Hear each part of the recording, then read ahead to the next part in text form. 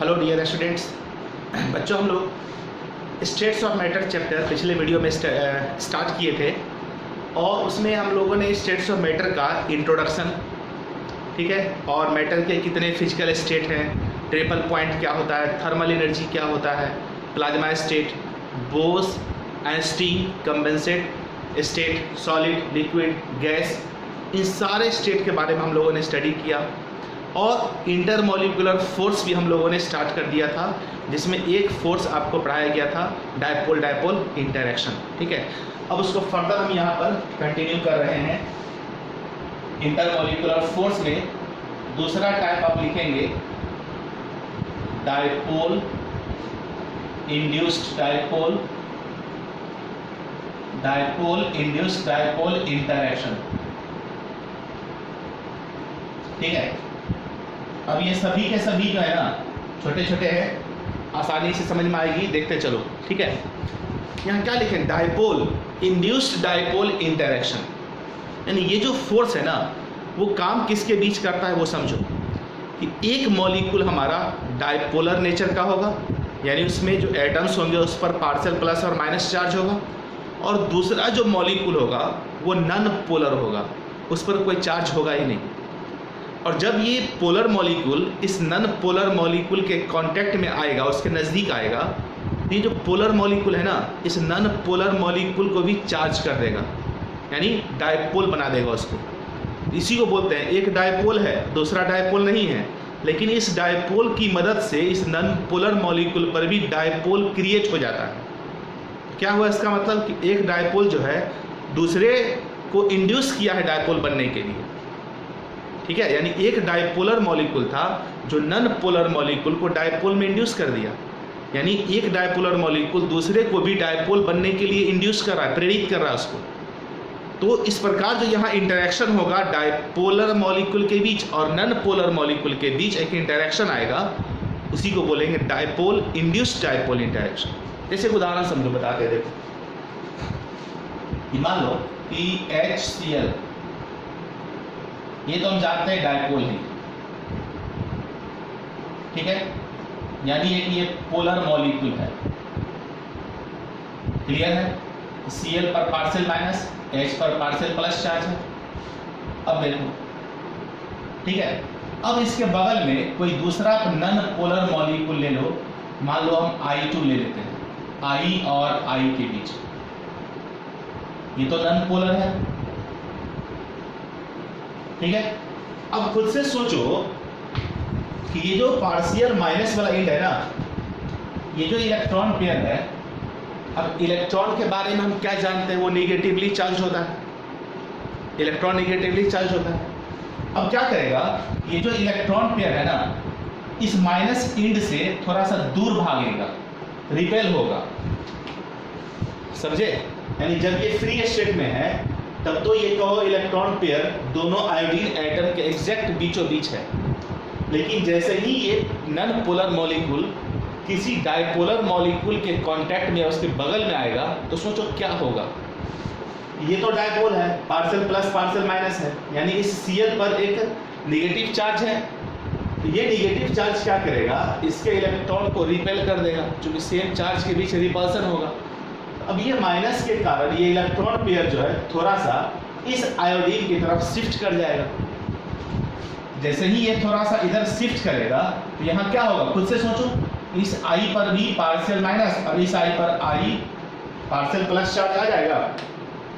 ये डायपोल था, ये डायपोल नहीं था, लेकिन इसकी वजह से ये भी डायपोल की तरफ बिहेव करने लगा, ठीक है। तो आप सोचो कि ये माइनस है ये प्लस है, इसके बीच एक इंटरेक्शन तो काम करेगा। खुद से सोचो हुआ क्या, वो सोचो, आप क्या हो रहा है वो सोचो।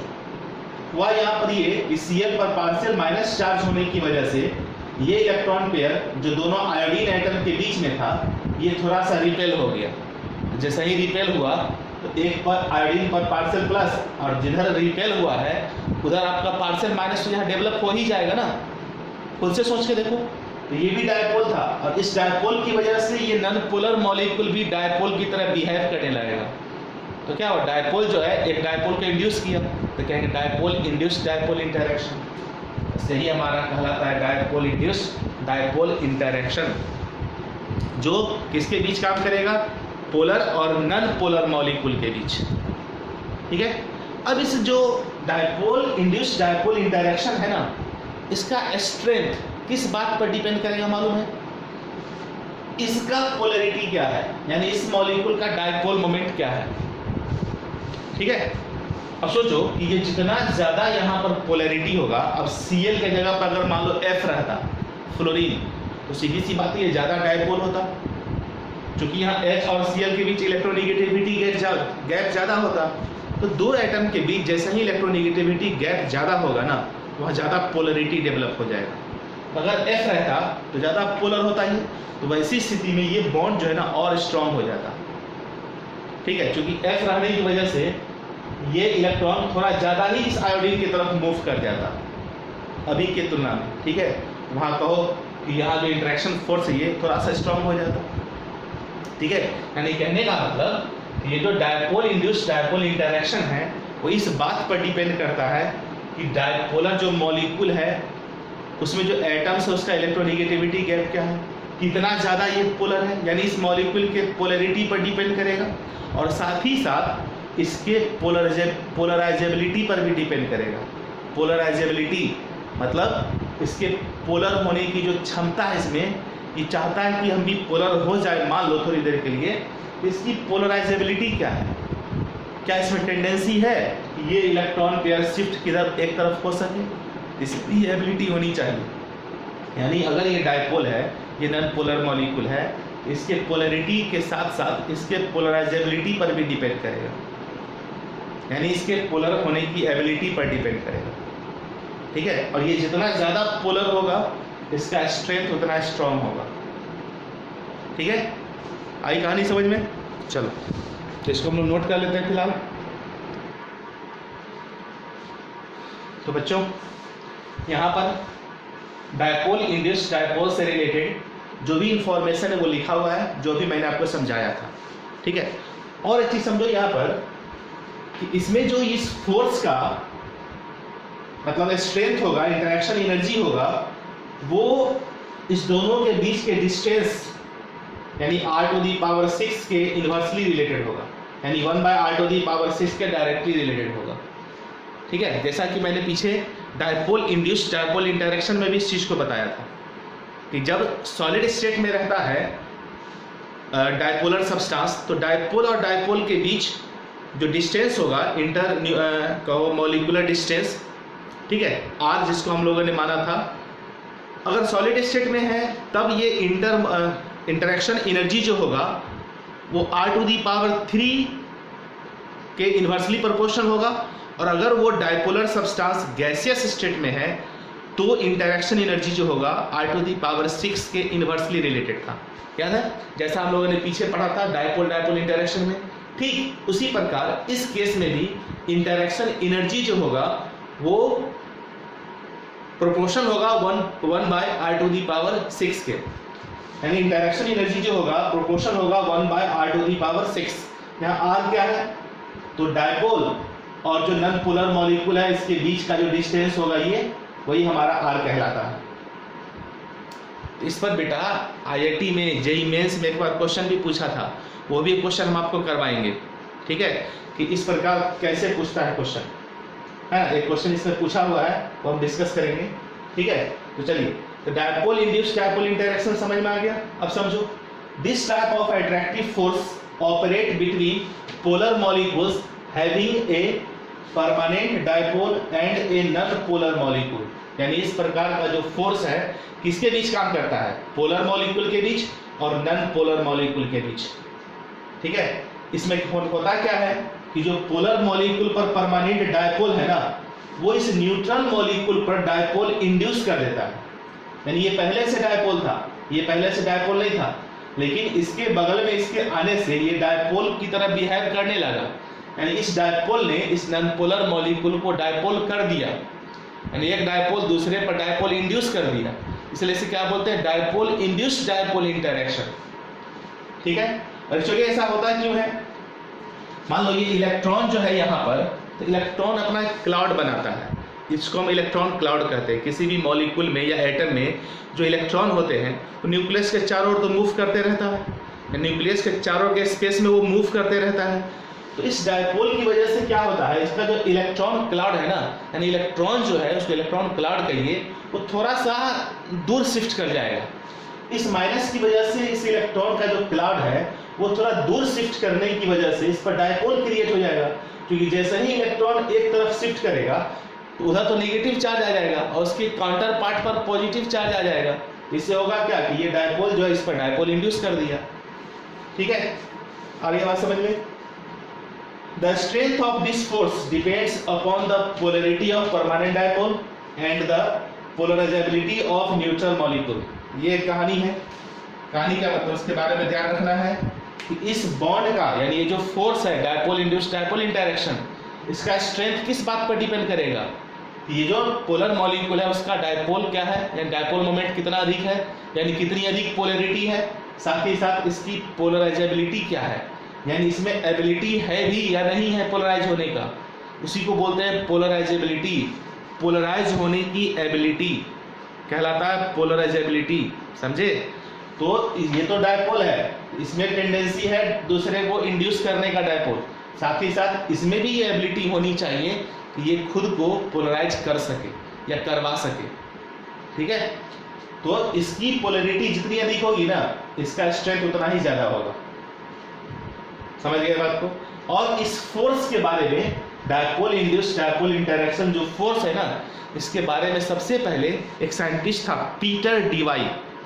पीटर डीवाई साइंटिस्ट का नाम था। 1920 आप लोगों ने मूवी भी देखी होगी। 1920 ईस्वी में इस फोर्स के बारे में सबसे पहले स्टडी किया। ठीक है, इस फोर्स को हम लोग इंडक्शन इफेक्ट बोलते हैं, है ना, यानी यहाँ जो इफेक्ट ओरिएंट हो रहा है, यानी इफेक्ट जो यहाँ एराइज हो रहा है ना, उसको बोलते हैं इंडक्शन इफेक्ट। और इसके बारे में सबसे पहले किसने स्टडी किया था, डीवाई ने। क्या बोलते हैं इसको हम लोग, इंडक्शन इफेक्ट। ठीक है, क्लियर है। यानी इस फोर्स के एग्जिस्टेंस के बारे में सबसे पहले डीवाई ने स्टडी किया था और इसके इफेक्ट को हम लोग इंडक्शन इफेक्ट बोलते हैं। ठीक है, इसी तरह याद रखना है जो पीछे हम लोग पढ़े थे ना, डायपोल इंटरेक्शन। ठीक है, वहाँ डायपोल और डायपोल के बीच फोर्स काम करता है, उसके बारे में किसने स्टडी किया था, कीसम पढ़े होंगे, लिखे भी थे हम लोग पिछले वीडियो में 1912 में। और उसके इफेक्ट को हम लोग बोलते हैं ओरिएंटेशन इफेक्ट। शायद हम लोगों ने पिछले वीडियो में चर्चा नहीं किया होगा, आप याद रखेंगे। ठीक है, कि डायपोल इंड्यूस्ड डायपोल इंटरेक्शन के इफेक्ट को इंडक्शन इफेक्ट कहा जाता है, जबकि डायपोल इंटरेक्शन को ओरिएंटेशन इफेक्ट कहा जाता है, ओरिएंटेशन इफेक्ट। ठीक है, तो जल्दी से नोट कर लो, हो गया हमारा यहाँ पर डायपोल इंड्यूस्ड डायपोल इंटरेक्शन भी फिनिश्ड।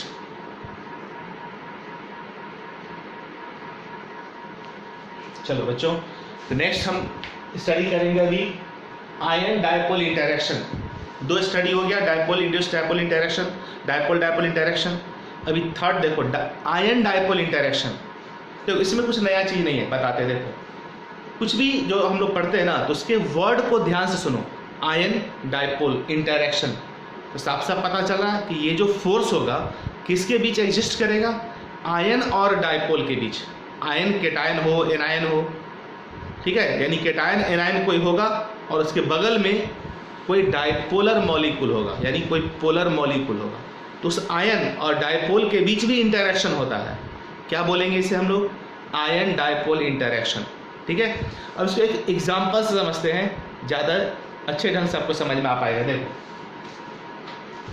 जैसे मान लो कि NaCl को आप वाटर में डिजॉल्व करते हैं, NaCl is dissolved in water.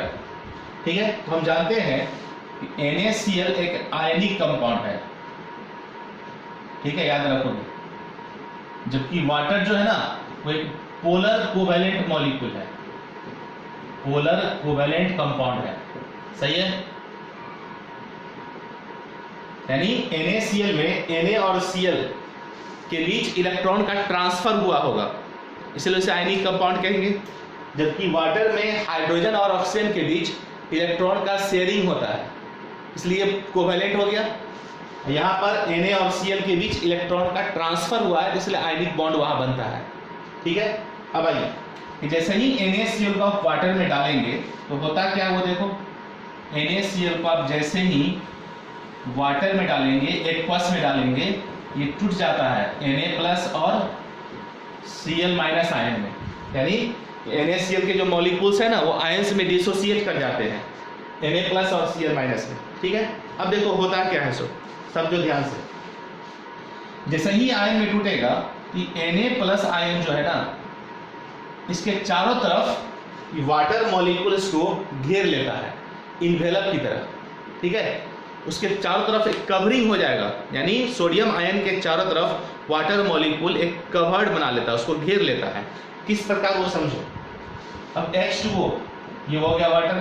ठीक है, ये हम जानते हैं पोलर नेचर का होता है, ये पोलर है और इसका शेप होता है बेंट। ये हम पीछे भी स्टडी किए, बेंट शेप होता है ये। अब समझो कि O है, H है, H है। अब H और O में O का इलेक्ट्रोनेगेटिविटी ज्यादा होता है, जिसकी वजह से ये इस दोनों बॉन्ड को अपनी तरफ खींच के रखेगा, जिसके कारण इस ऑक्सीजन पर एक पार्शियल माइनस चार्ज डेवलप हो जाएगा और हाइड्रोजन पर क्या होगा, पार्शियल प्लस चार्ज। ये हो गया हमारा डायपोल कि पॉजिटिव इंड एक तरफ है, नेगेटिव इंड एक तरफ है, यानी हाइड्रोजन जिस पर पार्शियल प्लस चार्ज है वो एक साइड है और ऑक्सीजन एक साइड हो गया। ये डायपोल की तरह एक्ट करता है। अब इस पर प्लस चार्ज है और देखो इस वाटर में O पर माइनस चार्ज है और H पर प्लस चार्ज है। खुद से सोचो इस डायपोल का कौन सा ऐसा पार्ट है जो सोडियम को घेर के रखेगा, ऑक्सीजन वाला पार्ट। चूंकि सोडियम प्लस आयन है तो इस वाटर का जो माइनस वाला इंड होगा ना वो सोडियम आयन को घेर लेगा। इस प्रकार से देखो ऑक्सीजन और हाइड्रोजन इससे दूर रहेगा, ऑक्सीजन और हाइड्रोजन देखो इससे दूर है, ऑक्सीजन और हाइड्रोजन इससे दूर रहेगा। इस प्रकार से तो साफ साफ यह दिख रहा है आपको कि वाटर मॉलिक्यूल जो है किस प्रकार से Na+ आयन को घेर लिया है। ठीक है, तो खुद से सोचो कि ये Na+ क्या है, आयन है, और ये क्या है, डायपोल है। इस आयन और इस डायपोल के बीच कोई तो इंटरेक्शन काम कर रहा होगा कि जो पॉजिटिव आयन है वो वाटर के निगेटिव इंड को, यानी ऑक्सीजन पर जो पार्शियल माइनस चार्ज है उसको तो एक फोर्स से अट्रैक्ट करने लगेगा। तो सीधी सी बात खुद से सोचो कि आयन क्या किया, आयन और इस वाटर जो डायपोल है इसके बीच एक इंटरेक्शन स्टार्ट हो गया होगा। जैसे ही इंटरेक्शन स्टार्ट होगा बेटा वहां क्या होगा, एनर्जी रिलीज होगा। ठीक है, ये सब याद रखना है। जहां भी कोई नया बॉन्ड बनता है, नया बॉन्ड जैसे ही एग्जिस्ट करेगा तो वहां समझिएगा एनर्जी रिलीज होगा। तो खुद से सोचो कि यहाँ आयन है ये और ये डायपोल है, आयन और डायपोल के बीच इंटरेक्शन हुआ कि नहीं हुआ, क्या बोलेंगे सर, आयन डायपोल इंटरेक्शन। ठीक इसी तरह Cl- आयन भी तो है, वाटर में डाले हैं तो Na+ है तो Cl- भी है। अब Cl- कैसे घिरेगा वाटर मॉलिक्यूल से, Cl- को भी वाटर मॉलिक्यूल घेर लेता है। किस प्रकार, देखो तो इस माइनस है ना, तो बहुत सारे वाटर मॉलिक्यूल का जो H वाला इंड होगा, हाइड्रोजन इंड होगा, वो क्लोरीन की तरफ अट्रैक्टेड रहेगा, ऑक्सीजन इससे दूर रहेगा। इस प्रकार से देखो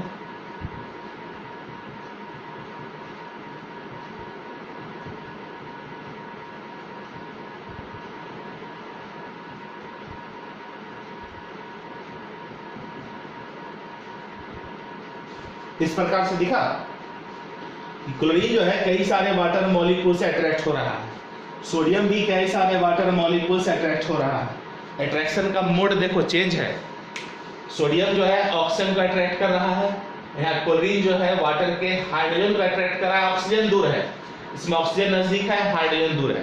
तो आयन डायपोल के बीच इंटरेक्शन, आयन और डायपोल के बीच इंटरेक्शन क्या कहलाएगा, आयन डायपोल इंटरेक्शन। ओके, यहाँ तक कहानी समझ में आ गई। एनर्जी रिलीज होगा कुछ ना कुछ। अब देखो सोडियम आयन है या क्लोरीन आयन है, वाटर मॉलिक्यूल को घेर लिया अपनी चारों तरफ, इसे हम लोग क्या बोलते हैं, हाइड्रेशन ऑफ आयन। कि आयन का हाइड्रेशन हो गया, हाइड्रेशन मीन्स क्या, एडिशन ऑफ वाटर मॉलिक्यूल। इसको एक वर्ड कहा जाता है हाइड्रेशन, बेटा याद रखोगे कि जब कोई भी आयन वाटर मॉलिक्यूल से घिर जाता है तो कहेंगे हम लोग कि वो आयन जो है हाइड्रेटेड हो चुका है, आयन जो है वाटर मॉलिक्यूल को चूंकि अट्रैक्ट किया तो कहेंगे वह आयन हाइड्रेटेड हो चुका है। समझे? इसको हाइड्रेटेड आयन कहेंगे हम लोग। कहानी समझ में आ गई यहाँ तक की? ठीक है, ओके। चलो इसके बारे में थोड़ा लिख लेते हैं हम लोग।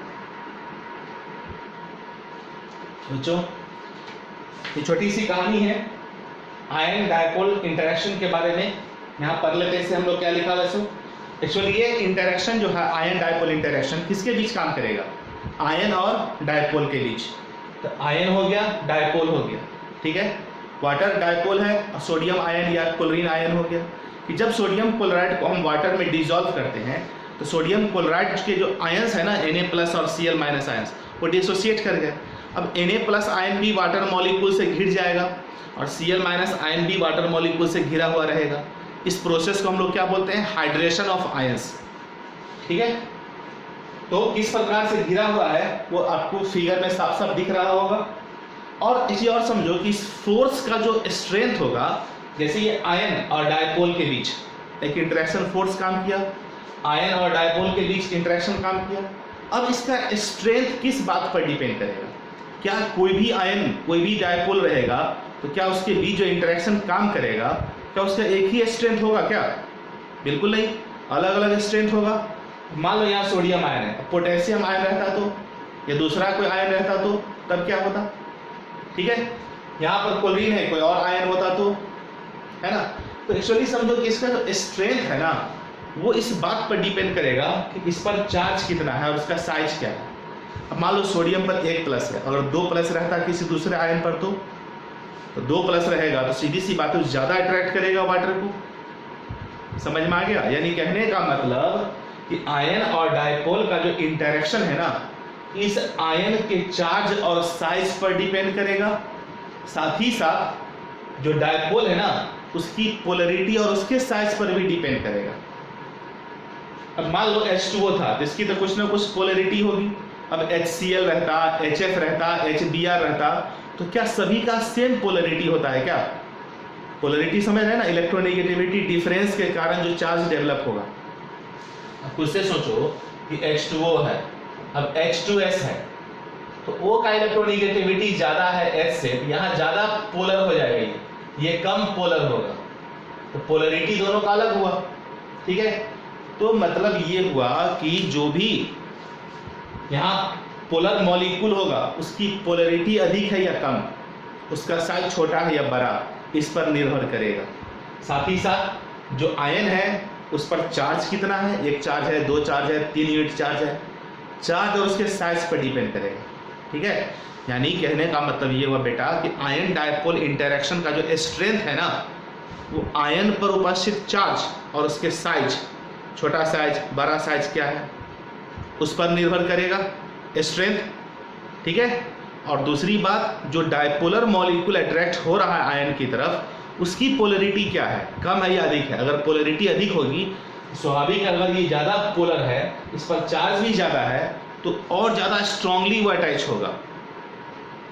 ठीक है, यानी इसके चार्ज और साइज साथ ही साथ इसका पोलरिटी और इसके साइज दोनों पर डिपेंड करेगा कि जो आयन है उसका साइज और चार्ज क्या है, जो डायपोल है उसका चार्ज और साइज क्या है। अगर आयन का चार्ज और साइज बड़ा है, जैसे देखो अगर मान लो Mg2+ इमेजिन करते हैं, Mg2+ आयन तो स्वाभाविक इस पर 2+ चार्ज हो गया। अगर ये वाटर मॉलिक्यूल को अट्रैक्ट करता है, अगर ये वाटर मॉलिक्यूल को अट्रैक्ट करेगा इस प्रकार से करेगा, O जो है नजदीक रहेगा, हाइड्रोजन दूर रहेगा, तो सीधी सी बात है यहाँ जो आयन और डायपोल के बीच इंटरेक्शन होगा इसमें जो स्ट्रेंथ होगी, इसकी जो मजबूती होगी वो इससे ज़्यादा होगा, वहाँ यहाँ ज़्यादा होगा। क्यों? क्योंकि इसका चार्ज ज़्यादा है, इस पर 2 यूनिट प्लस चार्ज है, यहाँ 1 ही यूनिट प्लस चार्ज था। तो जैसे ही चार्ज बढ़ेगा ना तो आयन और डायपोल के बीच इंटरेक्शन का स्ट्रेंथ भी बढ़ जाएगा। ठीक है, समझ में आ गई बात? उसी प्रकार जैसे देखो सोडियम है, वाटर है, अगर मान लो सोडियम पर प्लस चार्ज है और H2S की बात करते हैं तो S नजदीक रहेगा, H दूर रहेगा, S नजदीक रहेगा, H दूर रहेगा, S नजदीक रहेगा, H दूर रहेगा। अब खुद से सोचो, इस दोनों में कंपेयर करो, इसके और इसके बीच, तो किसमें ज़्यादा स्ट्रेंथ होगा? इसमें ज़्यादा स्ट्रेंथ होगा। क्यों? क्योंकि इसकी चार्ज यहाँ पर आयन के अधिक है और वाटर भी है। इसके आयन की तुलना में यहाँ आयन का चार्ज अधिक है, पहली बात। दूसरी बात, अगर हम इसमें और इसमें कंपेयर करें तो यहाँ ज़्यादा स्ट्रेंथ होगा। क्यों? क्योंकि इसका देखो, इसका पोलरिटी ज़्यादा होता है और इसका पोलरिटी कम होता है। वाटर ज़्यादा पोलर मॉलिक्यूल है बनिस्बत H2S के। तो ये सब छोटी छोटी बातें जो आपको याद रखनी होगी। इस सब के बारे में डिटेल हम लोग और कहाँ पढ़ते हैं? केमिकल बॉन्डिंग चैप्टर में। फिर भी यहाँ पर हम इतना आपको डिस्कस अभी कर दिए हैं कि आपको समझ में आ जाना चाहिए।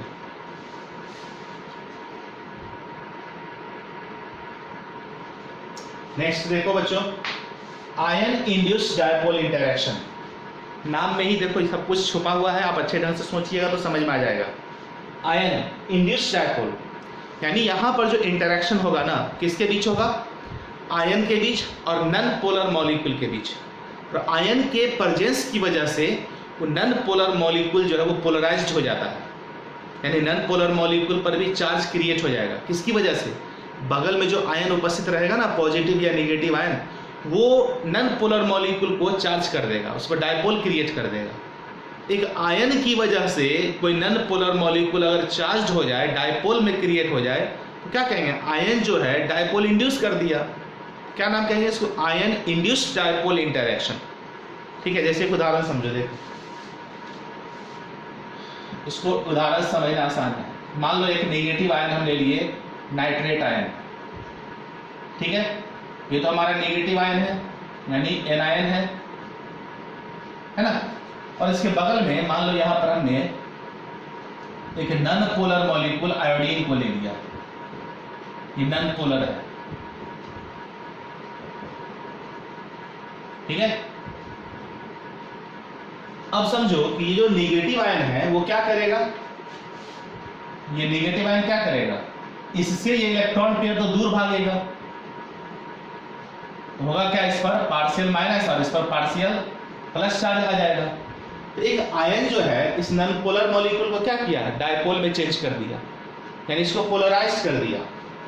ठीक है, तो इसके बीच जो यहाँ इंटरेक्शन काम करेगा, इस आयन और डायपोल के बीच जो इंटरेक्शन काम कर रहा है, इसी को हम क्या बोलेंगे? Ion induced dipole interaction. अगर ये नहीं रहता तो क्या इस पर चार्ज आता? बिल्कुल नहीं आता। तो मान लो कोई पॉजिटिव आयन है, जैसे NH4+ आयन, ये हो गया हमारा केटाइन, और यही आयोडीन मान लो यहाँ पर आयोडीन है। अब यहाँ पर क्या हुआ होगा ये बताओ? ये प्लस वाला जो आयन है इस इलेक्ट्रॉन पेयर को तो अपनी तरफ खींचेगा, जिससे इस पर पार्शियल माइनस और इस पर पार्शियल प्लस चार्ज आ जाएगा। यहाँ भी तो एक इंटरेक्शन काम किया, क्या कहेंगे इसको? Ion induced dipole interaction. ये भी नॉन पोलर मॉलिक्यूल है। तो कोई नेगेटिव आयन अगर है, ठीक है, तो वो इस नॉन पोलर मॉलिक्यूल पर भी चार्ज डेवलप कर देगा। ये जो इलेक्ट्रॉनिक क्लाउड होगा इस नेगेटिव आयन से दूर भागेगा, इसके दूर जाने की वजह से ही इस पर डायपोल क्रिएट हो गया। यानी पहले ये इलेक्ट्रॉन ये दोनों आयोडीन के बीच में एकदम सिचुएटेड था, लेकिन जैसे ही ये आया ना, ये इलेक्ट्रॉन क्या किया? एक आयोडीन की तरफ ज़्यादा शिफ्ट कर गया, जिससे ये पोलराइज्ड हो गया। उसी तरह ये पहले जब इसके कांटेक्ट में नहीं था तो ये न्यूट्रल था, लेकिन जैसे ही इसके बगल में कोई केटायन आएगा, ये केटायन क्या करेगा? इलेक्ट्रॉन पेयर को अपनी तरफ खींचना शुरू करेगा, जिससे ये फिर से पोलराइज्ड हो गया।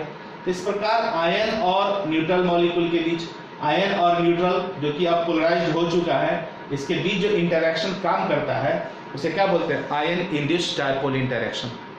ठीक है, और इसका जो स्ट्रेंथ होगा किस पर डिपेंड करेगा? इसके चार्ज पर, साथ ही साथ इसके पोलराइजेबिलिटी पर, इसमें पोलराइज होने की एबिलिटी है या नहीं उस पर डिपेंड करेगा, और साथ ही साथ इसके चार्ज पर भी डिपेंड करेगा। जितना अधिक चार्ज रहेगा उतना ज़्यादा इसको स्ट्रांगली अट्रैक्ट करेगा, या यहाँ जितना ज़्यादा चार्ज रहेगा उतना ज़्यादा इसको रिपेल करेगा। ये फोर्स जो है ना, स्ट्रेंथ, उतना स्ट्रॉन्गर होगा। ठीक है, यानी आयन पर जितनी अधिक चार्ज होगी उतना अधिक वो फोर्स का स्ट्रेंथ होगा। ठीक है, चलो तो इसको हम लोग नोट कर लेते हैं। छोटा सा चीज़ था।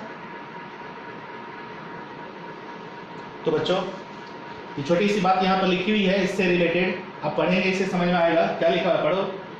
A non polar molecule may be polarized by the presence of an ion near it, that is it becomes an induced dipole। ठीक है, इसमें क्या है कि एक नन पोलर जो मॉलिक्यूल होगा वो कहो पोलराइज्ड हो जाता है। किसकी वजह से? अगर इसके बगल में, इसके नजदीक कोई आयन अगर हम रख देते हैं, कोई नेगेटिव या पॉजिटिव आयन अगर इसके बगल में रहेगा, तो ये जो नॉन पोलर मॉलिक्यूल है वो पोलराइज्ड हो गया। इसका मतलब इस आयन के कारण इस पर डायपोल इंड्यूस हो गया। इसके क्या बोलेंगे हम? Ion induced dipole interaction. और इसका जो स्ट्रेंथ होगा किस पर डिपेंड करेगा? आयन जो है उसके चार्ज पर और साथ ही साथ इसके पोलराइजेबिलिटी पर। मतलब इसमें भी वो एबिलिटी होनी चाहिए कि ये पोलराइज हो सके। अगर इसमें पोलराइज होने की एबिलिटी नहीं होगी तो ये आयन इसको फिर पोलराइज नहीं कर पाएगा। ठीक है, यानी अगर कोई किसी को पोलराइज कर रहा है, कोई आयन है, तो सीधी सी बात है बगल में जो होगा उसमें भी ये एबिलिटी होनी चाहिए ना कि वो एक तरफ अट्रैक्ट हो सके।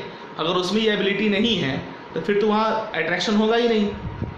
सपोज करो अगर कोई किसी को पीट रहा है, मार रहा है किसी को, तो कोई अगर मार रहा है तो बेटा कोई तो मार खाने वाला होना चाहिए। अगर उसे मार खाने की एबिलिटी नहीं होगी तो हम क्या उसे पीट पाएंगे, मार पाएंगे? बिल्कुल नहीं मार पाएंगे। जस्ट एक उदाहरण के लिए समझा रहा है, सोच के देखो खुद से कि अगर कोई पोलराइज कर रहा है, कोई आयन है, किसी को अट्रैक्ट करने की उसमें एबिलिटी है, तो स्वाभाविक है दूसरे में अट्रैक्ट होने की भी तो एबिलिटी होनी चाहिए। बस उसी को बोलते हैं पोलराइजेबिलिटी। ठीक है, कि धीरे धीरे हम लोग पढ़ेंगे ना आगे केमिकल बॉन्डिंग चैप्टर, तो और डिटेल हम लोग को समझ में आएगा। ओके, चलो, तो क्या समझ में आ गया कि चार्ज जितना अधिक रहेगा स्ट्रेंथ उतना अधिक होगा। ठीक है, और अगर नेगेटिव आयन है तो ये इलेक्ट्रॉन क्लाउड को रिपेल करेगा, और अगर पॉजिटिव आयन है तो इस नॉन पोलर मॉलिक्यूल के इलेक्ट्रॉन क्लाउड को ये अपनी तरफ अट्रैक्ट करेगा। यानी ये जो आयन इंड्यूस्ड पोल इंटरेक्शन है ना, अगर केटायन और नॉन पोलर मॉलिक्यूल के बीच है तो इलेक्ट्रॉन क्लाउड का अट्रैक्शन होगा, और अगर एनायन है तो इलेक्ट्रॉन क्लाउड का रिपल्सन होगा। नीचे लास्ट में वही पॉइंट लिखा हुआ है। एक केटायन पोलराइज द मॉलिक्यूल, एक केटायन जो है पोलराइज करेगा मॉलिक्यूल को कैसे? इस इलेक्ट्रॉन क्लाउड को अट्रैक्ट करके। जबकि कोई नेगेटिव आयन जो है इसको पोलराइज कैसे करेगा? इलेक्ट्रॉन क्लाउड को रिपेल करके। ठीक है, चलो नोट कर लो इसे। चलो बच्चों, अब हम लोग नेक्स्ट फोर्स की तरफ बढ़ रहे हैं, जिसे लंडन या डिस्पर्सन फोर्स कहते हैं। ठीक है, लंडन या डिस्पर्सन फोर्स। अब क्या है ये लंडन या डिस्पर्सन फोर्स? समझो, बहुत इंटरेस्टिंग कहानी इसकी है ना। और सबसे कहो वीकेस्ट फोर्स यही है। इसे हम लोग यूनिवर्सल फोर्स भी कहते हैं। इसलिए यूनिवर्सल फोर्स कहते हैं कि ये एक ऐसा फोर्स है ना जो हर जगह काम करता है। जैसे हम लोग डायपोल इंटरेक्शन पढ़े ना पीछे, वहाँ भी ये लंडन फोर्स काम कर रहा था। ठीक है, अब कैसे? अब आप सोच रहे होंगे सर ये क्या बोल रहे हैं। बेटा ये यूनिवर्सल फोर्स है। अभी थोड़ी देर में पता चल जाएगी कि किस प्रकार ये लंडन फोर्स हर जगह काम करेगा, है ना। Fridge London, FRITZ, fridge London scientist का नाम था। एक्चुअली वो जर्मनी का एक फिजिस्ट था, जर्मनी का साइंटिस्ट था। ठीक है, 1930 ईस्वी में उसने इस फोर्स के बारे में स्टडी किया। ठीक है, अब ये जो फोर्स है ना लंडन या डिस्पर्सन फोर्स, ये एक्चुअली इलेक्ट्रॉन के मूवमेंट के कारण एराइज होता है। हम जानते हैं कि एटम है तो एटम में क्या होता है? इलेक्ट्रॉन मूव करता है। ठीक है, इसी इलेक्ट्रॉन के मूवमेंट की वजह से ही ये लंडन या डिस्पर्सन फोर्स एराइज होता है। ठीक है, अब हम लोग समझेंगे किस प्रकार से एराइज होता है ये, है ना। तीसरी सबसे इसमें इंपॉर्टेंट बात है कि ये जो फोर्स है ना स्पेशली एग्जिस्ट कहाँ करता है, किसके बीच काम करता है? तो समझो, जो इनर्ट गैस है ना, इनर्ट गैस के एटम्स के बीच काम करेगा। हीलियम एटम के बीच, नियॉन एटम के बीच, आर्गन एटम के बीच। अब आप सोच रहे हो सर ये गैस है, गैस के बीच कैसे ये कोई फोर्स काम करेगा? बेटा ये सबसे वीकेस्ट फोर्स है। लंडन या डिस्पर्सन फोर्स है ना, वीकेस्ट फोर्स है। अब आप जानते हैं कि हम ये जानते हैं कि गैस के बीच तो कोई फोर्स काम करता ही नहीं है। ठीक है, लेकिन बेटा ऐसा थोड़े ना है गैस के बीच काम नहीं करता है। गैस के एटम्स या मॉलिक्यूल्स के बीच भी फोर्स काम करता है। वो फोर्स नेग्लिजिबल है, नॉट जीरो। इतनी कम है ना कि उसे हम नेग्लेक्ट कर देते हैं, लेकिन कुछ ना कुछ फोर्स होगा। अब खुद से सपोज करो कि आप गैस है, ठीक है, उसको एक कंटेनर में ले लो और उसको खूब कंप्रेस्ड करो, उससे पे खूब हाई प्रेशर अप्लाई करना है और उस गैस के टेम्परेचर को भी रिड्यूस करना है, कम करना है। तो आप देखेंगे ना कि कुछ देर के बाद वो गैस जो है लिक्विफाई हो गया। अब खुद से सोचो कि गैस जब लिक्विफाई हो रहा होगा तो क्या उस समय गैस के मॉलिक्यूल्स के बीच क्या फोर्स काम नहीं कर रहा होगा क्या? खुद से सोच के देखो कि गैस को हम बहुत हाईली प्रेशराइज्ड कर देंगे तो गैस के जो मॉलिक्यूल्स हैं, पार्टिकल्स होंगे, एक दूसरे से इतने क्लोज आ जाएंगे ना, उनके बीच फोर्स काम करने लगेगा। ठीक है, तो ऐसे समझो कि ये लंदन या डिस्पर्सन फोर्स जो है इनर्ट गैस के एटम्स के बीच काम करता है और नन पोलर मॉलिक्यूल्स के बीच काम करता है। नन पोलर मॉलिक्यूल के बीच, नन पोलर मॉलिक्यूल्स के बीच। अभी तक हमने क्या पढ़ा कि नन पोलर था तो बगल में कोई आयन या कोई डायपोल या पोलर मॉलिक्यूल होता था, तो पोलर या आयन मॉलिक्यूल की वजह से नन पोलर मॉलिक्यूल पोलराइज्ड हो जाता था। और इसमें क्या होगा, नन पोलर मॉलिक्यूल्स के बीच ही इंटरेक्शन काम करेगा। ठीक है, समझ में आ रहा है बात? अब इसी चीज को समझना है कि नन पोलर के बीच या इनर्ट गैस के एटम्स के बीच कैसे काम कर रहा होगा। तो हमने जस्ट अभी थोड़ी देर पहले बताया था ये फोर्स जो है इलेक्ट्रॉन के मूवमेंट की वजह से राइज होता है। अब हम एग्जाम्पल से समझाते हैं, थोड़ी देर में आपको समझ में आ जाएगी। देखो, हम एक हीलियम का एटम ले लेते हैं, ठीक है, या हाइड्रोजन एटम कोई भी ले लो,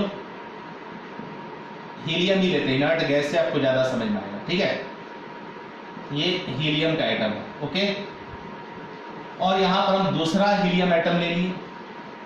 चलो, इसको बनाने में हो सकता है साइज में थोड़ा छोटा बड़ा हो। अब इसमें इलेक्ट्रॉन जो है वो न्यूक्लियस के चारों ओर कहीं पर भी घूम सकता है। ठीक है, आ रही कहानी समझ में? देखते चलिए। चलो, इसमें हम इतना सारा इलेक्ट्रॉन जो बना दिए ना, इसको फिलहाल अच्छा रहने दो, चलो रहने दो, कोई बात नहीं। एक्चुअली इस हीलियम में तो 2 ही इलेक्ट्रॉन होगा। हीलियम का एटॉमिक नंबर होता है 2। ठीक है, तो अब आप खुद से सोचो यहां पर क्या हो रहा होगा। हम इसको इलेक्ट्रॉन को है ना थोड़ा सा यहां पर थोड़ी देर के लिए हटा देते हैं। ठीक है, आपको हम समझाने की कोशिश करेंगे।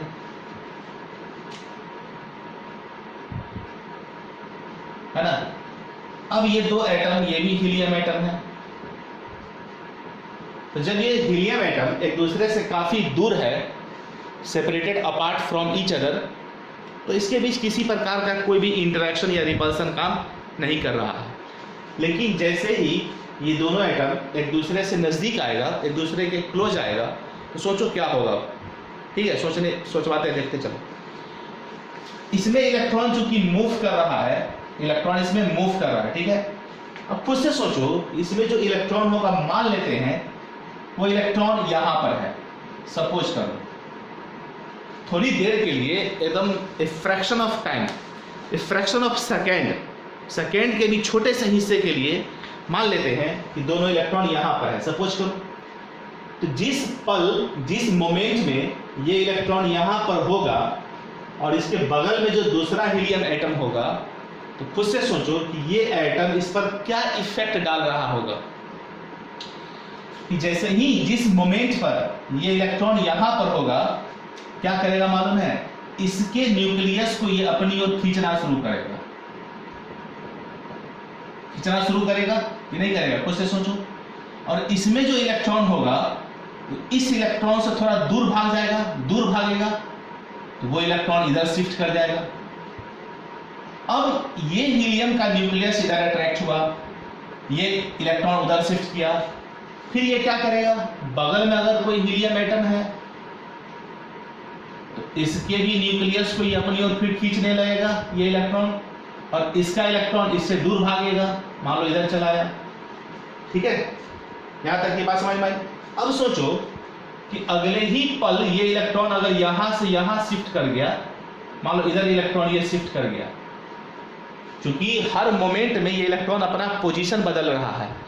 जैसे ही इलेक्ट्रॉन जिस मोमेंट में इस पोजीशन को छोड़ करके अगर मान लेते यहां पर चलाया, यहां चलाया, तो अब ये क्या करेगा कि इसके बगल में अगर कोई हीलियम एटम होगा, तो इसके न्यूक्लियस को फिर ये अट्रैक्ट करने लगेगा और इलेक्ट्रॉन फिर इससे दूर इधर भाग जाएगा। ठीक है, मान के चलो कि ये इलेक्ट्रॉन अब यहां से यहां पर शिफ्ट कर गया, सपोज करो। तो अब ये क्या करेगा, अगर इसके बगल में कोई हीलियम एटम है तो उसके न्यूक्लियस को फिर ये अट्रैक्ट करने लगेगा और इसका इलेक्ट्रॉन फिर इससे दूर भागेगा। तो इस प्रकार से आप सोच सकते हैं कि जब किसी भी इस प्रकार के एटम में इलेक्ट्रॉन चूंकि मोशन में मूव कर रहा है तो हर मोमेंट में वो इलेक्ट्रॉन अपना पोजीशन बदल रहा है। जिस मोमेंट में ये इलेक्ट्रॉन यहां पर होगा, ये इलेक्ट्रॉन बगल वाले एटम पर एक इफेक्ट डालेगा, एक अट्रैक्शन लगाएगा। ये इलेक्ट्रॉन बगल में जो एटम रहेगा उसके न्यूक्लियस को अपनी ओर खींचना चाहेगा। तो सीधी सी बात है कि जिस पल या जिस मोमेंट के लिए ये इलेक्ट्रॉन यहां पर था, ये तो इस एटम को अट्रैक्ट करने लगा। अगले ही मोमेंट में सोचो क्या हुआ होगा, ये इलेक्ट्रॉन यहां शिफ्ट कर गया होगा किसी दूसरे जगह पर। अगर ये इलेक्ट्रॉन यहां शिफ्ट कर गया होगा तो इधर जो एटम रहा होगा उसको वो अट्रैक्ट करना शुरू कर दिया होगा। समझ रहे ना?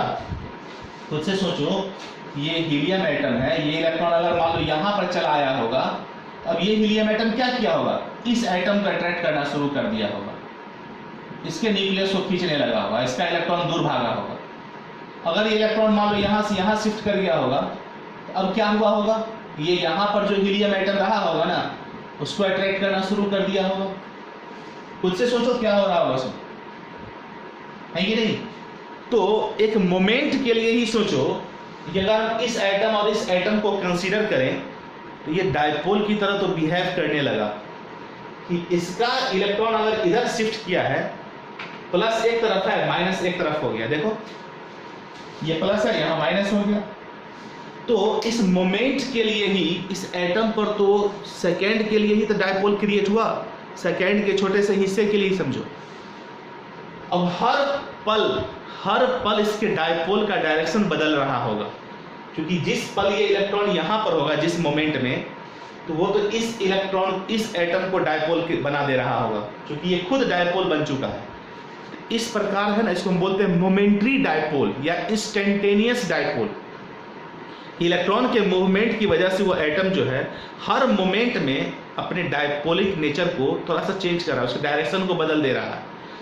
ये इलेक्ट्रॉन जिस मोमेंट में यहां पर था इसको अट्रैक्ट कर रहा था, अगले ही मोमेंट ये इधर घुमा इस बगल वाले एटम को अट्रैक्ट करने लगा। यानी जिस मोमेंट में इलेक्ट्रॉन जहां पर रहेगा ना, वो अपने बगल वाले एटम पर एक अट्रैक्शन लगा देगा। अब वो सोचो कि क्या ये परमानेंट अट्रैक्शन होगा क्या? बिल्कुल नहीं। हर सेकेंड में ये सैकड़ों बार को इसका अट्रैक्शन रिपल्सन अट्रैक्शन हो रहा होगा। एक सेकेंड में मान लो ये 20 बार अगर घूमता है अपने पोजीशन पर, तो इस एटम से 20 बार वो अट्रैक्शन हुआ होगा, इस एटम से भी 20 बार अट्रैक्ट हुआ होगा, इस एटम से भी 20 बार अट्रैक्ट हुआ होगा। यानी यहाँ कोई परमानेंट डायपोल नहीं बन रहा है। एक सेकेंड में सैकड़ों बार ये इलेक्ट्रॉन जो है अपने बगल वाले एटम पर अट्रैक्शन लगा रहा होगा। खुद से सोचो कि जिस मोमेंट में यहाँ पर है इस पर अट्रैक्शन लगाया, यहाँ इस पर लगाया, यहाँ गया इस पर लगाया, यहाँ गया हुआ इस पर लगाएगा, फिर घूम के यहाँ आया हुआ तो फिर इस पर लगा दिया होगा। इलेक्ट्रॉन का मोशन तो थोड़ी ना बैलगाड़ी है, वो धीरे धीरे चलेगा। तो समझ सकते हो इलेक्ट्रॉन कितना स्पीड में घूमता है, उसकी रेवोल्यूशन बहुत हाई स्पीड से होती है। तो सोचो एक सेकेंड में इलेक्ट्रॉन जितनी बार घूमता होगा न्यूक्लियस के चारों ओर, और उस एटम के चारों ओर जो एटम होगा दूसरा उपस्थित, जितनी बार वो रिवॉल्व करता हुआ इलेक्ट्रॉन उतनी बार अपने बगल वाले एटम्स को वो बार बार पोलराइज्ड कर रहा होगा। समझे? इसको हम लोग परमानेंट डायपोल नहीं बोलते हैं, क्या बोलते हैं? Momentary dipole.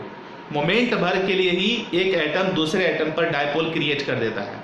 अगले ही मोमेंट वो दूसरे एटम पर करने लगा, अगले ही मोमेंट में इलेक्ट्रॉन कहीं और मूव किया, फिर उसके बगल वाले पर वो चार्ज डेवलप कर दे रहा होगा या उसको अट्रैक्ट करने लग रहा होगा। ठीक है? तो इसी प्रकार ये इंटरेक्शन जो हो रहा होगा हर सेकेंड सैकड़ों बार एटम्स से, इसी को क्या बोला? मोमेंट्री या इंस्टेंटेनियस डायपोल। कोई तो इंटरेक्शन काम किया। क्या ये परमानेंट है? बिल्कुल नहीं। एक सेकेंड में कई बार एक ही एटम से वो इंटरेक्ट हो रहा होगा।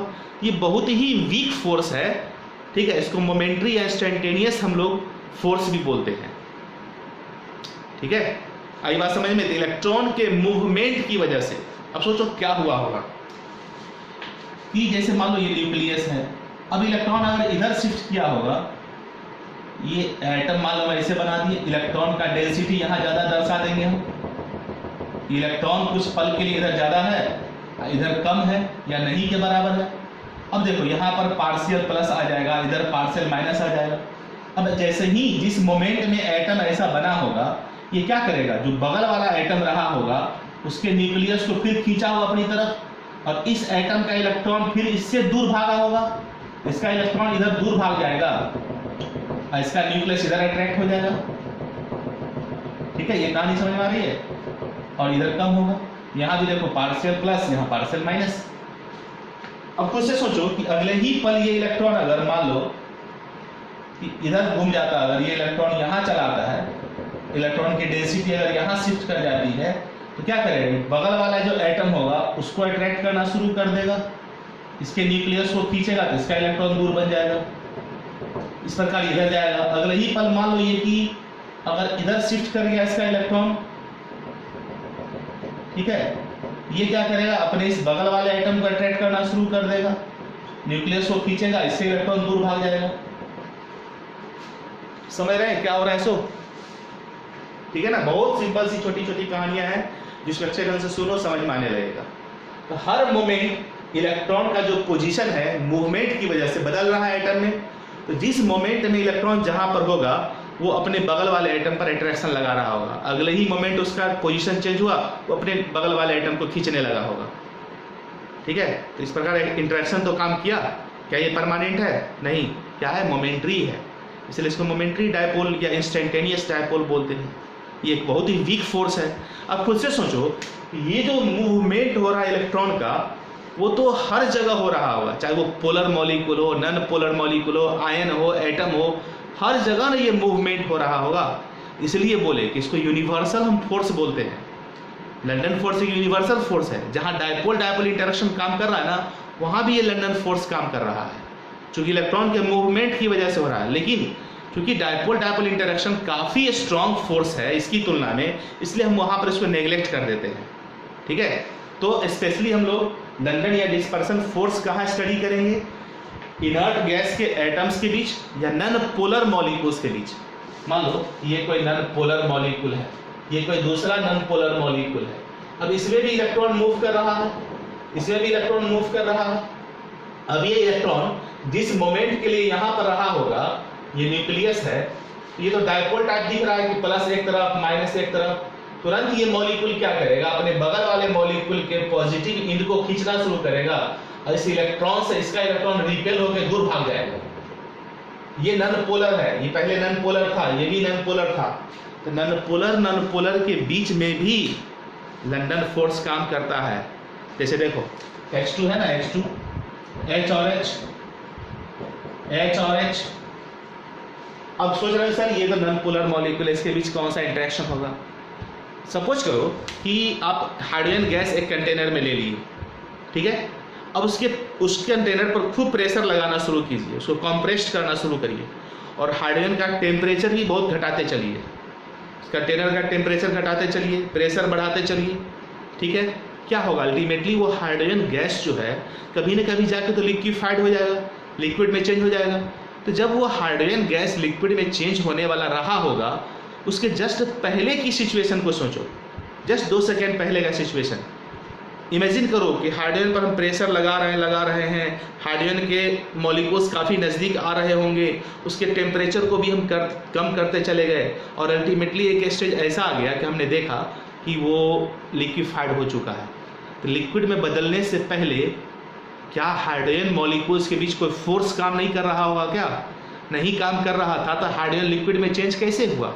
ये तो हम जानते हैं गैस की तुलना में लिक्विड में अट्रैक्शन फोर्स ज़्यादा होता है कि नहीं। तो कुछ ना कुछ तो फोर्स वहाँ काम कर रहा होगा बेटा, वही तो लंदन या डिस्पर्सन फोर्स है, समझे। तो लंदन या डिस्पर्सन फोर्स एक्चुअली कहाँ एग्जिस्ट करता है, नॉन पोलर मॉलिक्यूल्स के बीच या इनर्ट गैस के एटम्स के बीच। क्यों एग्जिस्ट करता है?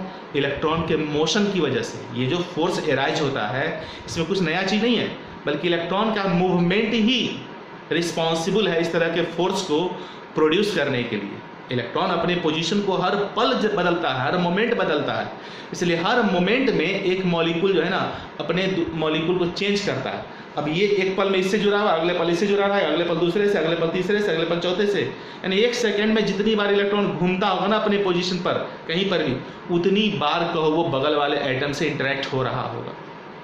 ये तो मोमेंट भर के लिए डायपोल क्रिएट हो रहा है बगल पर, है ना। अब ये यहाँ है, जैसे ही इस पर ये फोर्स लगाया तो इसको डायपोल बना दिया, अगले ही पल यहाँ था, ये डायपोल खत्म, ये दूसरे पर इस तरह कर रहा होगा।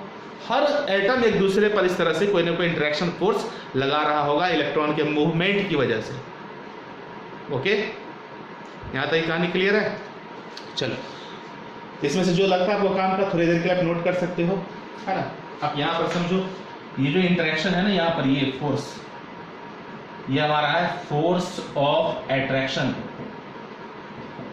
जिसकी वजह से मोमेंट्री डायपोल प्रोड्यूस होता है। मोमेंट्री डायपोल प्रोड्यूस होता है, ठीक है। इंस्टेंटेनियस डायपोल भी हम लोग बोलते हैं। ओके,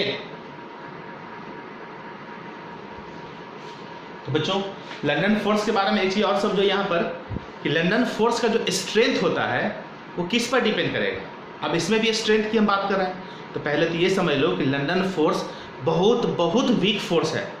बहुत वीक है तो कुछ तो स्ट्रेंथ होगा उसका। वो स्ट्रेंथ किस पर डिपेंड करेगा मालूम है? एटम के साइज पर। जैसे नॉन पोलर, यहाँ पर हमने हीलियम लिया, अगर हीलियम की जगह हम नियॉन लेते, नियॉन की जगह आर्गन लेते ना, तो समझो वो फोर्स जो है ना, लंदन फोर्स का मैग्नीट्यूड वो बढ़ते चला जाएगा, ठीक है।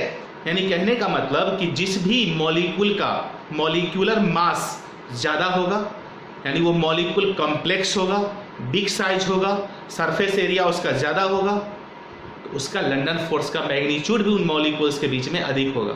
सुने क्या क्या बोले सो? मॉलिक्यूल्स का सरफेस एरिया जितना अधिक, या मॉलिक्यूल्स का मॉलिक्यूलर मास जितना अधिक, या जो मॉलिक्यूल्स जितना ज़्यादा कॉम्प्लेक्स होगा, यानी जिस मॉलिक्यूल का जितना बड़ा साइज होगा, ठीक है, तो उन मॉलिक्यूल्स के बीच लंदन फोर्स का स्ट्रेंथ भी उतना ही ज़्यादा होगा। यानी लंदन फोर्स जो है ना, मॉलिक्यूल्स के सरफेस एरिया पर डिपेंड करता है।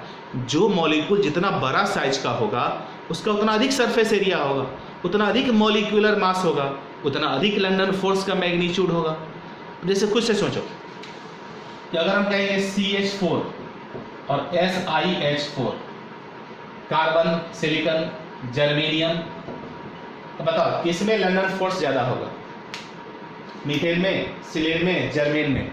मीथेन, सिलेन, जर्मेन नाम है इन सबों का, ठीक है। मीथेन, सिलेन, जर्मेन, बता दो किसमें ज़्यादा होगा? अब देखो, carbon, silicon, germanium, arsenic, tin और लेड, ये ग्रुप 14 का एलिमेंट है।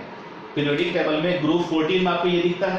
तो कार्बन से बड़ा साइज सिलिकॉन का होता है, सिलिकॉन से बड़ा साइज जर्मेनियम का, तो इससे बड़ा साइज इसका, इससे इसका बड़ा साइज इसका हो गया।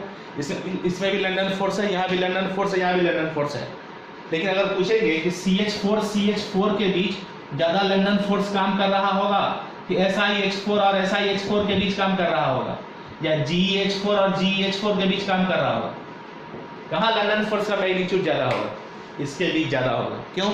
क्योंकि इसकी तुलना में इसका मॉलिक्यूलर मास ज़्यादा है, इससे इसका मॉलिक्यूलर मास ज़्यादा है, इसके मॉलिक्यूल का साइज भी बड़ा होगा, साइज बड़ा होगा तो सरफेस एरिया बड़ा होगा, इनके मॉलिक्यूल्स के बीच का लंदन फोर्स का मैग्नीट्यूड भी बड़ा होगा। ओके, आई कहानी समझ में यहाँ तक की? इसमें जहाँ जहाँ एक्सेप्शन होगा उसको हम समझेंगे इसी चैप्टर में, थोड़ी देर के बाद समझ में आने लगेगा। तो ये समझना है कि, और देखो, जिस मॉलिक्यूल में इलेक्ट्रॉन की संख्या अधिक होगी या जिस एटम में इलेक्ट्रॉन की संख्या अधिक होगी उसमें भी लंदन फोर्स का मैग्नीट्यूड ज़्यादा होगा। ये सब फैक्टर याद रखना है। सरफेस एरिया अधिक, एटम या मॉलिक्यूल में इलेक्ट्रॉन की संख्या अधिक, मॉलिक्यूल का साइज बड़ा, यानी मॉलिक्यूल ज़्यादा कॉम्प्लेक्स होगा। इन सभी कारणों से लंदन फोर्स का मैग्नीट्यूड यानी स्ट्रेंथ ज़्यादा होगा। Okay, thank you. यहाँ तक की कहानी समझ में आ गई? चलो इन बातों को हम लिख लेते हैं, हो जाएगा हमारा। तो बच्चों यहाँ पर अभी लंदन फोर्स से रिलेटेड कुछ इंफॉर्मेशंस लिखे हुए हैं, जिसको अभी हम एक एक करके पढ़ेंगे, समझ में आ जाएगा। क्या है देखो, the origin of this force was proposed by fridge London इन 1930। ठीक है। These forces are thought to arise from the motion of electron। तो जो भी इसमें इंपॉर्टेंट वर्ड है या पॉइंट है उसे हम अंडरलाइन कर दे रहे हैं। ये फोर्स एराइज क्यों हो रहा है? इलेक्ट्रॉन के मोशन की वजह से, ठीक है। It is believed that at any instant of time, किसी भी इंस्टेंट ऑफ टाइम यानी टाइम के बहुत छोटे से टाइम इंटरवल के लिए, एक फ्रैक्शन ऑफ टाइम के लिए, द इलेक्ट्रॉन क्लाउड यानी इलेक्ट्रॉन जिस स्पेस में रहता है उसे इलेक्ट्रॉन क्लाउड कहते हैं हम लोग। The electron cloud of the atom और मॉलिक्यूल मे बी डिस्टॉर्टेड, ठीक है, सो दैट एन इंस्टेंटेनियस और momentary dipole is produced in which one part of the molecule is slightly more negative than the rest। यहाँ तक की कहानी समझ में आई कि ऐसा हम लोग मानते हैं कि किसी भी छोटे से टाइम इंटरवल के लिए इलेक्ट्रॉन क्लाउड जो है किसी भी एटम या मॉलिक्यूल में किसी एक जगह पर होगा। मान लो किसी एटम में इलेक्ट्रॉन है, वो मूव कर रहा है, तो किसी न किसी पार्टिकुलर टाइम के लिए ही वो इलेक्ट्रॉन एक साइड पर एक जगह शिफ्ट करेगा मान लो। इससे होगा क्या, ठीक है, कि उसका जो इंस्टेंटेनियस या मोमेंटरी डायपोल उस पर डेवलप हो जाएगा कि जिस मोमेंट में इलेक्ट्रॉन एक साइड है तो न्यूक्लियस उसका अपोजिट साइड हो गया। तो सीधी सी बात है, थोड़े से समय के लिए यानी इंस्टेंट ऑफ टाइम के लिए उस एटम या मॉलिक्यूल पर तो डायपोल क्रिएट हुआ। वही डायपोल है ना, बगल वाले एटम पर तुरंत वो फोर्स लगाना शुरू कर देगा, फिर वो उसके बगल वाले पर, और अगले ही मोमेंट में इलेक्ट्रॉन अपना पोजीशन बदलेगा तो सीधी सी बात है वो फिर दूसरे एटम पर अट्रैक्शन लगाना शुरू कर देगा। यानी हर पल जो है ना एक एटम अपने बगल वाले एटम जिस पर वो अट्रैक्शन लगा रहा था उसको बदलते रहता है वो, है ना। समझो एक सेकेंड में जितनी बार इलेक्ट्रॉन घूमता होगा अपने न्यूक्लियस के चारों तरफ, तो उतनी बार वो अपने बगल वाले एटम से इंटरेक्ट हो रहा होगा, बार बार इंटरेक्ट हो रहा होगा। तो वो तो परमानेंटली डायपोल तो है नहीं, लेकिन इतनी बार वो इलेक्ट्रॉन घूमता है ना, एक सेकेंड में हजारों लाखों बार घूमता है कि लगेगा कि हर पल जिस मोमेंट के लिए वो मतलब उस पर इंटरेक्ट किया और अगले ही तुरंत देखिएगा फिर इंटरेक्शन हो रहा है, कंटिन्यू इंटरेक्शन वहाँ पर रहता ही है। ऐसा नहीं कि अब यहाँ घुमा, अब इसको अट्रैक्ट कर रहा है, अब 1 घंटा के बाद फिर घूम कर आएगा कहीं कहीं से तो फिर उसको अट्रैक्शन करेगा, ऐसा नहीं है। अब 1 सेकेंड में जितनी बार घूम रहा होगा तो कंटिन्यू तो घूम ही रहा है ना, तो हर सेकेंड में बगल वाले एटम से वो हजारों बार इंटरेक्ट हो चुका रहता है। तो एक परमानेंट डायपोल की तरह ही बिहेव करने लगता है वो, लेकिन है वो मोमेंटरी डायपोल, ठीक है। यहाँ तक की कहानी लिखी हुई है, समझ में आ गया। The force of attraction between the induced momentary dipoles are called London force, ठीक है। यानी एक तो यहाँ मोमेंटरी डायपोल क्रिएट हुआ इलेक्ट्रॉन के मोशन की वजह से, और इसके इस मूवमेंट के कारण ये जो मोमेंटरी डायपोल क्रिएट हुआ तुरंत बगल वाले एटम पर डायपोल इंड्यूस कर देगा। इसके मोशन की वजह से ये डायपोल हो गया, इसकी वजह से वो डायपोल हो जाएगा। यानी एक एटम को अगर हम रिफरेंस मान ले जो मोमेंटरी डायपोल है, तो इसकी वजह से बगल वाले सारे एटम्स जो होंगे वो इंड्यूस्ड डायपोल होगा। इस मोमेंटरी और इंड्यूस्ड डायपोल के बीच जो इंटरेक्शन फोर्स काम करेगा उसी को क्या बोलेंगे? Force of attraction. ये मोमेंटरी डायपोल है, इसके मोशन की वजह से आया, इसके कारण ये फिर डायपोल बन गया, ये फिर दूसरे को, फिर तीसरे को, ऐसे करके कंटिन्यू चेन सिस्टम की तरह एक दूसरे को वो डायपोल बनाते रहेगा। तो एक एटम जिसको रिफरेंस माने वो मोमेंटरी डायपोल क्रिएट अगर करता है इलेक्ट्रॉन के मोशन की वजह से, तो वो अपने बगल वाले एटम पर डायपोल इंड्यूस कर दे रहा होगा, ठीक है। और एक मजे की बात और सीखो कि इसमें भी ये जो डिस्टेंस होगा ना दो एटम्स के बीच का जो डिस्टेंस होगा उस पर इसका इंटरेक्शन एनर्जी डिपेंड करेगा। मैं बार बार इस चीज को रिपीट कर रहा हूँ, इंटरेक्शन एनर्जी, ठीक है। अब सीधी सी बात है, दो एटम या मॉलिक्यूल के बीच जितना ज़्यादा गैप रहेगा उसकी एनर्जी उतनी कम होगी, क्योंकि जितना ज़्यादा लंबा गैप रहेगा उसको बॉन्ड को तोड़ पाना उतना आसान हो जाएगा, और जितना छोटा गैप रहेगा उस बॉन्ड को तोड़ना उतना मुश्किल है। यानी जिस एटम के बीच मोमेंटरी और इंड्यूस्ड डायपोल क्रिएट हो रहा है तो वो तो एक तो तय है कि बहुत नज़दीक होगा, क्योंकि बहुत ज़्यादा दूर होगा, समझ गए ना। तो वहाँ पर क्या होगा ना कि उसके बीच तो वैसे ही फोर्स काम नहीं करेगा, क्योंकि ये मोमेंटरी डायपोल बनना है थोड़े सेकेंड के लिए, कहो फ्रैक्शन ऑफ टाइम के लिए भी वो बार बार इंटरेक्ट हो रहा होता है, तो उसकी एक दूसरे से नज़दीकी बहुत ज़रूरी है, ठीक है। अब खुद से सोचो कि अगर डिस्टेंस हम डबल कर देंगे तो क्या है, यहाँ पर इंटरेक्शन एनर्जी क्या है 1/r⁴। अगर r को डबल कर दिया जाए तो इंटरेक्शन एनर्जी 64 टाइम्स कम हो जाएगा, क्योंकि r⁴ है। अब अगर मान लो 2r⁴ कर देंगे तो क्या हो जाएगा 2⁶ यानी 64। नहीं समझे? खुद से सोचो, यहाँ पर क्या मैथमेटिकली सोचो ना कि इंटरेक्शन एनर्जी जो होगा वो 1/r⁴ पर डिपेंड कर रहा है, ठीक है। यानी r जितना अधिक होगा इंटरेक्शन एनर्जी उतना कम होगा। चलो थोड़ी देर के लिए हम पावर को भूल जाते हैं। तो इंटरेक्शन एनर्जी और r के बीच क्या है, इनवर्सली का रिलेशन है कि नहीं है? तो r⁴ है। तो अगर मान लो कि दो एटम इतना दूरी पर है, ठीक है, तो उसके बीच इंटरेक्शन एनर्जी कुछ होगा, और अगर उस डिस्टेंस को हम डबल कर दें तो इंटरेक्शन एनर्जी 64 टाइम्स कम हो जाएगा। 2⁶ मतलब क्या 64। अगर हम उसको 3 गुना डिस्टेंस बढ़ा दें तो 3⁶। सोचो कितना गुना इंटरेक्शन एनर्जी कम हो जाएगा, समझे? यानी कहने का मतलब यहाँ जितनी नज़दीक होगी ना दो एटम्स उतना ज़्यादा वहाँ इंटरेक्शन काम कर रहा होगा। अगर ये डिस्टेंस बढ़ जाएगा मल्टीपुल में तो सोचो इंटरेक्शन एनर्जी उस मल्टीपुल ⁶ उतना टाइम्स डिक्रीज होते चला जाएगा, ठीक है।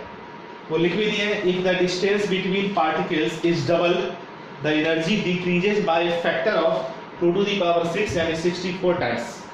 कि अगर हम इंटरेक्शन यानी पार्टिकल के बीच के डिस्टेंस को डबल कर दें तो इंटरेक्शन एनर्जी सीधे 64 टाइम्स कम हो जाएगा, ठीक है।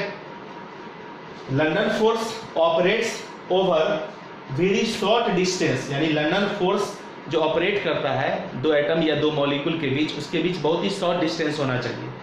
So the molecules must be really very close, यानी मॉलिक्यूल्स या एटम्स एक दूसरे से काफ़ी नज़दीक होना चाहिए। इतना नज़दीक होना चाहिए कि उसके इलेक्ट्रॉन के मोशन की वजह से वो बगल वाले पर इफेक्ट डाल सके। इतना दूर नहीं हो कि घूम रहा तो बगल वाले पर कोई असर ही नहीं पड़ रहा, ठीक है। और अगर वो लेंथ हम डबल कर दें, दोनों के बीच के डिस्टेंस को बढ़ा देना, तो सोचो एनर्जी 64 गुना कम हो जाएगा। अगर 2 गुना डिस्टेंस बढ़ा दे एनर्जी 64 गुना कम, यानी एनर्जी और लेंथ के बीच इन्वर्सली का रिलेशन है कि लेंथ अगर हम डबल करते हैं डिस्टेंस तो एनर्जी 64 टाइम्स कम हो जाएगा, ठीक है। ओके, इतना नोट करो। अभी ये खत्म नहीं हुआ, इसमें थोड़ी सी और कहानी बाकी है, उसको नोट करेंगे।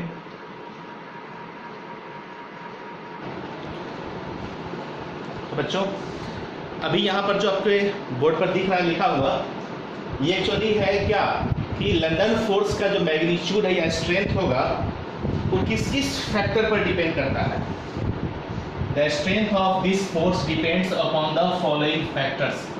जस्ट हम लोगों ने डिस्कस किया है कि मॉलिक्यूल का साइज जितना ज़्यादा बड़ा होगा उस मॉलिक्यूल के बीच लंदन फोर्स उतना अधिक होगा, या कहो जो मॉलिक्यूल जितना ज़्यादा कॉम्प्लेक्स होगा, ठीक है, या जिस मॉलिक्यूल का मोलर मास जितना अधिक होगा उसके लंदन फोर्स का मैग्नीट्यूड भी उतना ही अधिक होगा। जैसे CH4, SiH4 और GeH4, इस सभी में इसका मोलर मास कम है, उससे अधिक मोलर मास है, उससे अधिक मोलर मास है। साथ ही साथ इससे इसका साइज भी बड़ा होगा, इससे इसका साइज बड़ा होगा, क्योंकि कार्बन से सिलिकॉन का साइज बड़ा होता है, सिलिकॉन से जर्मेनियम का साइज बड़ा होता है। तो साइज भी बढ़ रहा है, मॉलिक्यूलर मास भी बढ़ रहा है, ठीक है। तो इसमें लंदन फोर्स का मैग्नीट्यूड अधिक होगा, इसमें कम होगा। जहाँ लंदन फोर्स का मैग्नीट्यूड कम होगा उसका बॉइलिंग पॉइंट भी कम होगा। तो मीथेन का बॉइलिंग पॉइंट 112 केल्विन है, जबकि इसका 161 केल्विन है, जबकि इसका 183 केल्विन है। BP का मतलब क्या समझिएगा, बॉइलिंग पॉइंट। उसी तरह इनर्ट गैस में भी हीलियम में सबसे कम लंदन फोर्स का मैग्नीट्यूड होगा, और हीलियम से नियॉन, नियॉन से आर्गन की तरफ बढ़ेंगे ना तो मैग्नीट्यूड लंदन फोर्स का बढ़ते चला जाएगा। तीसरा है कि जो आपका मॉलिक्यूल है ना, मॉलिक्यूल में इलेक्ट्रॉन की संख्या या एटम में इलेक्ट्रॉन की संख्या जितनी अधिक होगी वहाँ लंदन फोर्स का मैग्नीट्यूड उतना ही ज़्यादा होगा। और साथ ही साथ मॉलिक्यूल जितना बड़ा होगा उतना अधिक सरफेस एरिया होगा, उसका उतना ही अधिक लंदन फोर्स भी होगा। ये 3 फैक्टर है, साइज यानी कॉम्प्लेक्सिटी ऑफ मॉलिक्यूल, कि जो मॉलिक्यूल का साइज जितना बड़ा होगा, जो मॉलिक्यूल जितना ज़्यादा कॉम्प्लेक्स होगा उसमें इलेक्ट्रॉन की संख्या जितनी अधिक होगी, उसकी सरफेस एरिया जितना अधिक होगा, मोलर मास जितना अधिक होगा, लंदन फोर्स का मैग्नीट्यूड उतना ही अधिक होगा। अब सरफेस एरिया की बात करते हैं। देखो नॉर्मल पेंटेन और नियोपेंटेन ये दोनों आपस में आइसोमर है। दोनों का फॉर्मूला C5H12 ही होगा, C5H12, लेकिन दोनों का स्ट्रक्चर अलग अलग है। इसमें नॉर्मल पेंटेन में इस तरह चेन में है CH3 CH2 CH2 CH2 CH3, जबकि नियो पेंटेन का स्ट्रक्चर इस प्रकार है, बीच में C है और चारों तरफ से CH3 है, तो चेन के रूप में है। और यहाँ पर ये गोल रिंग टाइप बना हुआ है, इसकी तुलना में इसका सरफेस एरिया ज़्यादा होता है। कोई भी चीज़ अगर खुला हुआ हो, चेन की तरह हो, तो उसकी सरफेस एरिया अधिक होगी, और वही चीज़ अगर कंडेंस हो, बहुत कम जगह में हो, उसकी सरफेस एरिया कम होगी, और जितना खुला हुआ रहेगा उतना उसका सरफेस एरिया ज़्यादा होगा। तो यहाँ पर दोनों C5H12 भी है, दोनों पेंटेन है, एक नॉर्मल पेंटेन एक नियो पेंटेन, लेकिन नॉर्मल पेंटेन का सरफेस एरिया ज़्यादा होता है नियो पेंटेन से, ठीक है, इसलिए इसका लंडन फोर्स ज़्यादा होगा, यानी नॉर्मल पेंटेन में लंडन फोर्स ज़्यादा काम करेगा। ये जो आपका ना नॉर्मल पेंटेन, इसका बॉइलिंग पॉइंट अधिक होगा, सरफेस एरिया इसका अधिक है, इसमें लंडन फोर्स का मैग्नीट्यूड ज़्यादा स्ट्रॉन्ग काम कर रहा होगा, ठीक है। और एक चीज़ मजे की बात सीखो कि जितने भी मॉलिक्यूल्स या एटम्स होते हैं सभी में इलेक्ट्रॉन तो होते ही हैं, ठीक है, इसलिए हर मॉलिक्यूल या पोलर हो नॉन पोलर हो कोई भी हो, ये लंडन फोर्स हर जगह एग्जिस्ट करता है, ये एक यूनिवर्सल फोर्स है, क्योंकि सभी टाइप के मॉलिक्यूल हो या एटम हो, ये इलेक्ट्रॉन हर में है, सभी एटम मॉलिक्यूल में पाए जाते हैं और हर जगह इलेक्ट्रॉन मूव कर रहा है। तो ये लंदन या जो डिस्पर्सन फोर्स है ना बेटा, वो यूनिवर्सल फोर्स है, नॉन पोलर मॉलिक्यूल्स के बीच में भी काम करता है, ठीक है, लेकिन अगर पोलर मॉलिक्यूल्स के बीच में भी काम करता है, नॉन पोलर में तो काम करता ही है, यानी नॉन पोलर मॉलिक्यूल्स अगर है ना तो उसके बीच केवल लंदन और डिस्पर्सन फोर्स काम करता है, जबकि दूसरे जितने भी टाइप्स के होंगे पोलर जो भी हो वो लंदन फोर्स हर जगह काम करता है, ठीक है, समझ में आ गई। फिर से इस चीज़ को रिपीट कर देते हैं, लंदन फोर्स एक यूनिवर्सल फोर्स है, वो पोलर मॉलिक्यूल्स के बीच में भी काम करता है, जबकि पोलर मॉलिक्यूल्स के बीच डायपोल आयन डायपोल बहुत सारी चीज़ें पीछे पढ़े, वो फोर्स तो एग्जिस्ट करेगा ही, उसके साथ साथ वहाँ पर लंदन फोर्स भी काम कर रहा है, लेकिन बाकी के फोर्स की तुलना में लंदन फोर्स का मैग्नीट्यूड कम होता है, इसलिए उसको हम बाकी जगह नहीं समझते हैं। लेकिन यहाँ सोचिए कि लंदन फोर्स यूनिवर्सल फोर्स होगा कि नहीं होगा, सभी तरह के मॉलिक्यूल्स और एटम्स में इलेक्ट्रॉन्स हैं और वो भी मोशन में हैं, अब मोशन की वजह से ही ये फोर्स जनरेट होता है या ओरिएंट होता है, इसलिए लंदन फोर्स यूनिवर्सल फोर्स है, सभी तरह के मॉलिक्यूल्स में काम करेगा, ठीक है। लेकिन जो नॉन पोलर मॉलिक्यूल्स होगा उसमें केवल और केवल लंदन और डिस्पर्सन फोर्स ही काम करेगा, दूसरा फोर्स नहीं, ठीक है, ये बात भी यहाँ लिखी हुई है, ओके, ठीक है। चलो इसको आप नोट कर लीजिए जल्दी से, ठीक है बच्चों, यहाँ तक की कहानी क्लियर है, समझ में आ गई। चलो इस वीडियो में इतना ही रहने देते हैं, नेक्स्ट वीडियो में एक आपका बच गया हाइड्रोजन बॉन्ड, उसको शुरू करेंगे और फिर हम लोग गैसियस स्टेट में इंटर कर जाएंगे, ओके। तो बच्चों अच्छे ढंग से पढ़ाई करनी है, थोड़ा सा समझने वाली चैप्टर है, ये बहुत ही कॉन्सेप्चुअल चैप्टर है, बहुत लॉजिक इसमें पढ़ने होंगे, बहुत सारे कॉन्सेप्ट हमें सीखना होगा, और जब तक कॉन्सेप्ट बिल्डअप नहीं होगा तब तक न्यूमेरिकल्स सॉल्व नहीं होंगे। जस्ट 2-3-4 क्लास के बाद देखोगे आप कि न्यूमेरिकल्स आना शुरू हो जाएगा, अभी तो जस्ट इंट्रोडक्शन पढ़ा रहे हैं, फोर्स के मैग्नीट्यूड टाइप के बारे में समझा रहे हैं, जैसे ही मैथमेटिकल चीज़ पढ़ना शुरू करेंगे हम लोग, बॉयस लॉ, चार्ल्स लॉ है ना, एवोगैड्रो लॉ, एमंटन लॉ है ना, गै-लुसाक्स लॉ, बहुत सारे लॉज इसमें भी आते हैं, डाल्टन्स लॉ, पार्शियल प्रेशर, इन सब में न्यूमेरिकल आएगा, ideal gas equation, real gas equation, grams law of diffusion, बहुत सारे ऐसे छोटे छोटे टॉपिक्स हैं ना जिसमें न्यूमेरिकल्स ही न्यूमेरिकल हैं, और वहाँ तक पहुँचने से पहले, उसके न्यूमेरिकल्स को सॉल्व करने से पहले आपके कॉन्सेप्ट को बिल्ड होना बहुत ही ज़रूरी है। अगर आपके कॉन्सेप्ट बिल्डअप नहीं होंगे तो हर जगह आप जाके सवाल में फंसिएगा, न्यूमेरिकल तो नहीं ही सॉल्व होगा, थ्योरी में भी जाके फंस जाइएगा, थ्योरी ही नहीं क्लियर रहेगा तो प्रॉब्लम कैसे सॉल्व होगा। इसलिए बहुत मस्ट है कि आप हर एक वीडियो को अच्छे ढंग से देखें, सुने, नोट्स तैयार करें, सभी को कॉपी पर लिखा कीजिए, ठीक है, और मन लगा के पढ़ाई कीजिए, okay, thank you, have a nice day.